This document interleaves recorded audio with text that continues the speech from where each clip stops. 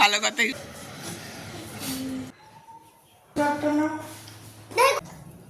কালকে তো শুক্রবার, এই খেতে পারিনি। Good morning. রোজকার মতো তোমাদেরকে সাথে নিয়ে আজকের দিনটা শুরু করছি। আজকে শনিবার, সারাদিনের অ্যাজ কোনো এখনো অবধি প্ল্যান নেই, তবে সারাদিনে যা করবো সেটাই তোমাদের সাথে শেয়ার করব। আর যে এখন ঠাম্মির সাথে একটু খেলছে, আর আমি একটু জানলার ধারে বসে ভাবলাম ভিডিওটা তাহলে স্টার্ট করে দিই। এখন যদিও 9:30 বাজে, তবে একটু দেরি করে উঠে ওপর থেকে নেমেছি, তো এবার চাটা খাবো। তবে এখানে দেখছি না সকালটায় বেশ একটা শীত শীত আমেজ রয়েছে, মানে হালকা একটু সোয়েটার পরলে বা আর্য যেমন বাইরে উঠোনে খেলছে একটা টুপি পরিয়ে দিলে ভালো, মানে হালকা একটা শীতের আমেজ রয়েছে। যখন আমরা এলাম তখন তো সবাই বলছিল কলকাতায় গরম আরাম মানে পড়ে গেছে ভালোভাবে, তবে এই দুদিন দেখছি বেশ একটু ঠান্ডা রয়েছে আর কি। আসলে কম বেশি থাকেই দোল পর্যন্ত। তো আজকে দেখছি, মানে কালকেও দেখলাম, আজকেও সকালের দিকটা একটা শীতের আমেজ রয়েছে। আর এই যে আমার মহারাজ সকাল সকাল ঘুম থেকে উঠে রান্না বান্না নিয়ে বসেছে।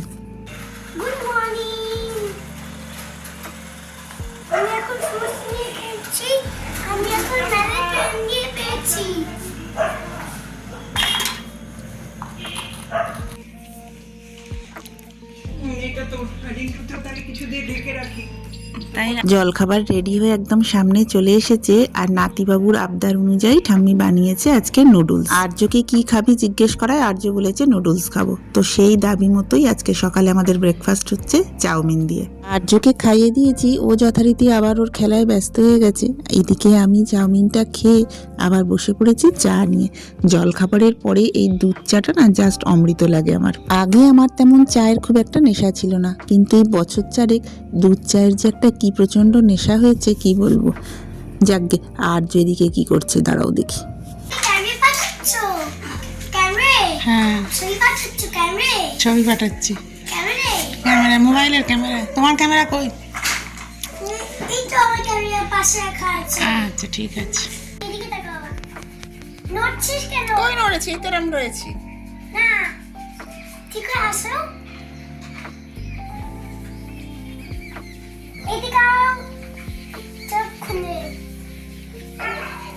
ট্রেনের হাতে কোথায়? বলো। ট্রেন তোমার হাতে? হ্যাঁ, ট্রেন আমার হাতে। তুই চা খাচ্ছিস কেন? আমি এখানে ট্রেন নেবো চাটাই। আমাকে তো সকালে দিয়েছি চা, এখন খেতে হবে। সেই তো সকালে আমি খেয়েছি তো সকালে চা। কত সুন্দর লাগছে।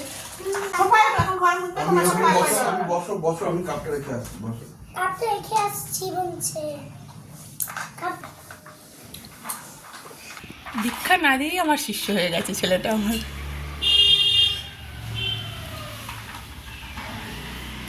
আমার চার্জার আবার ওপরে।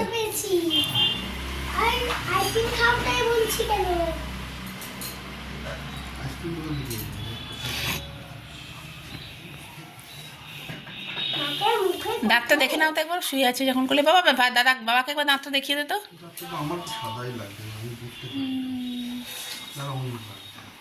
ঠিক আছে, আমি পরে দেখছি। কি হলো? এটা কি হলো? স্লাইড। সোফার কুটকি পক হয়ে গেল তো। সোফা থেকে ওরম সব নামিয়ে দিলে? কোনটা? কোন রোজটা?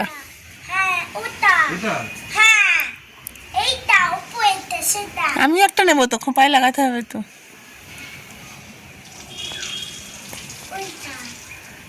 ভাগ্যিস আর্য বায়না করলো। আর্য বাবার কাছে এখন বলেছে যে একটা গোলাপ ফুল তুলে দাও।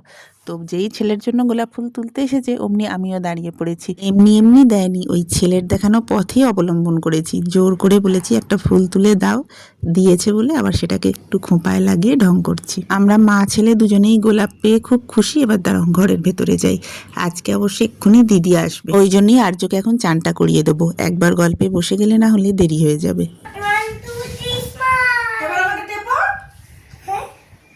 এই যে ওপরেরটা, হ্যাঁ ওই সাদাটা টেপো।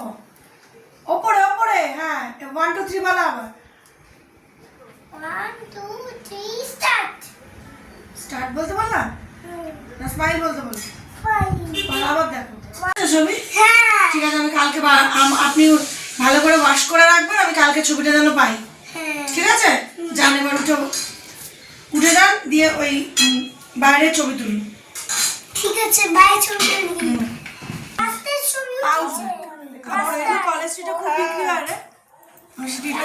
এখন জুটের এই ধরনের ব্যাগগুলো প্রচুর বিক্রি হয় দেখি, বিভিন্ন সাইজের। তো আজকে দিদি ওটাই একটা এনে দিয়েছে, ছোট পাউচ, মানে এটা কসমেটিক্স রাখা যাবে। তবে আমার ইন্টারেস্ট অন্য কারণে, পুরো প্লেন তো ভীষণ ভালো ছবি আঁকা যাবে, তো ওটাই আমার ইচ্ছা রয়েছে।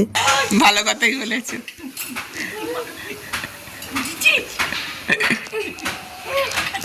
বাড়ির কাছাকাছি একটা মন্দিরে গতকাল থেকে 3 দিনের জন্য লোকনাথ বাবার উৎসব চলছে। তো সকাল থেকে কিছুটা সময় মাইক চলেছিল, তারপর বন্ধ ছিল, আবার এখন চলছে। সকালের দিকটা মানে ঘুম থেকে ওঠার পর একটা শীত শীত ভাব লাগছিল, বেলা বাড়ার সঙ্গে সঙ্গে কিন্তু ওয়েদারটা একদম চেঞ্জ হয়ে গেছে। আসলে রোদটাও চড়া রয়েছে বাইরে, কিন্তু বেশ চড়া রোদ। দিদি চলে যাওয়ার পরে আমি চানটাও করে নিয়েছি, এবার আর্যবাবুকে খাইয়ে দেবো, 1টা বেজে গেছে এখন। ওকে খাইয়ে দিয়ে তারপরে আমরা একসাথে বসবো খেতে। আজকে সকালে আর্য একবার বলছিল ওর দাঁতে ব্যথা করছে, তো আগামীকাল আমাদের ডক্টরের কাছে অ্যাপয়েন্টমেন্ট নিয়ে নিয়েছি। তবে দুপুরবেলার জন্য মাছের ঝোল ভাতটা একদম চটকে মেখে নিয়েছি, যদি সত্যিই ব্যথা থাকে খেতে যাতে ওর অসুবিধে না হয়। তো তখন তোমাদের যেটা বলছিলাম, বাড়ির কাছেই লোকনাথ বাবার উৎসব হওয়ার জন্য মাইকের আওয়াজের জন্য সবসময় ভিডিও করা যাচ্ছে না। আর একটা মাইক না পুরো বাড়ির পাশে, মানে এই বারান্দার কাছে যে লাইট পোস্ট রয়েছে ওখানেই দিয়েছে। সকালের দিকে একবার চালিয়েছিল, তারপরে বেশ খানিকক্ষণ বন্ধ ছিল, এখন আবার দেখছি চালিয়েছে। তবে দুপুরের দিকটা বন্ধ থাকে, গতকালকেও দুপুর বেলায় কিন্তু চালায়নি, আবার বিকেল থেকে শুরু হয়েছিল।